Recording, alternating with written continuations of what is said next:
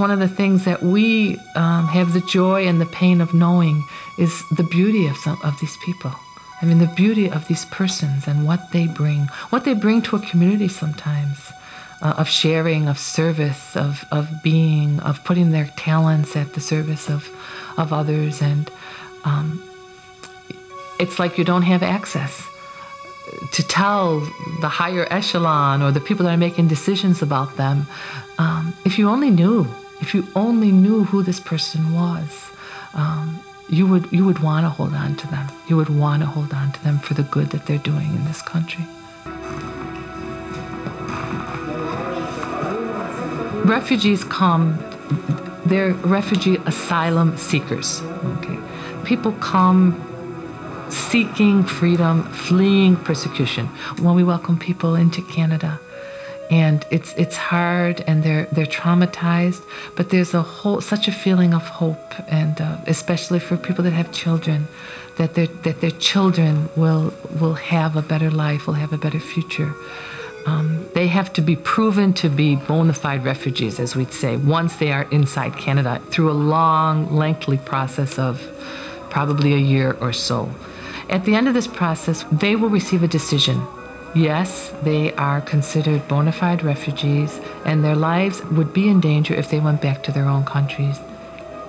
Or they can get a negative decision, sometimes with the explanation, your country now has signed a peace accord, so you are not in danger.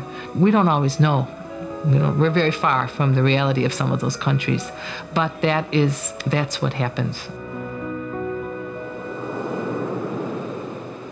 Accompanying people when they're being removed is, in a certain sense, like accompanying people that are in any kind of deep pain, illness, loss, even death. This is an interior death for these people in some ways. We had the case the other day of a family that was removed to the U.S. They've been in Canada 2 years. They've lived in the St. Catharines area for 2 years.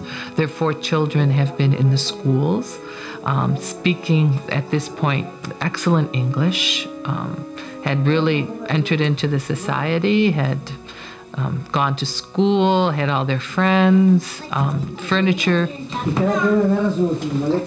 So they find themselves then with this order that on such and such a day, they have to leave the country. Okay. They start with all of the practical things involved in getting ready to leave. Calling the phone company, calling the gas company, going to the bank, closing their account, and then little by little starting to give back their furniture and things or sell anything that they may have bought during these 2 years. They come to the day of their deportation, they can't have anything in their houses, in their home. So at 7 o'clock in the morning or 7:30 in the morning, a volunteer will come with the car to accompany the people, practically speaking, for the transportation, but more importantly, for some kind of moral support, to be with them, to accompany them. Unfortunately, it's often a whole day process, just the passage from Niagara Falls, I don't know how many kilometers, probably 30, to Buffalo on the other side of the Peace Bridge. There are all kinds of dynamics going on, all kinds of things happening between the children and their parents. The children that perceive that the parents are sad, and at the same time they don't understand, so they're playing, they're laughing. And the parents having to be all things to their children at that moment, even though inside, we can just imagine what they're living inside themselves, and they still have to be there for their children.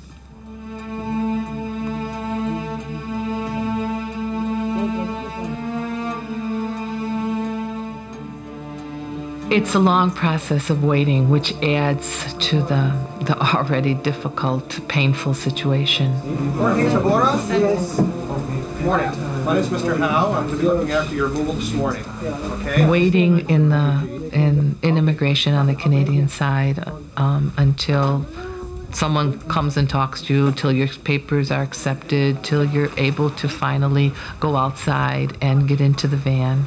A little bit of fear when the bags don't seem to fit into the van and the officials aren't too happy because you've brought too much, and for you, you've brought so little, you've left a whole life. When the people are put in the van at in Niagara Falls, no one is allowed to accompany them except the immigration officers and the people themselves. So what we would do would be to get into our cars and drive behind them, trying to stay as close as possible to them, so that we will be at arriving more or less at the same time, that they know that we're still with them. And trying to imagine what it means for them to see all those familiar sights, the earth and the trees, which to so many of the people, it means so much to them. All of that somehow is part of what they have to leave, when they leave Canada. And then arriving at the bridge, this bridge that is really in itself very short. There's very few kilometers between the U.S. border and the Canadian border. Yet for them, it's completely two different worlds. Other people have to allow them to go over that bridge or to come back over that bridge. Would that we could continue after, but we can't. But it's a very important moment in their lives, and an important moment for us to be with. We feel they have the right to have someone share that moment with them, because it is so painful. Sometimes you even wonder what use. The usefulness of it all is that somehow you feel that for a time these people have felt that they are loved and cared for. Even if the system does not allow them to stay, at least hopefully they will leave Canada with the sense, I was loved and cared for while I was there. For me, that's what makes it worthwhile.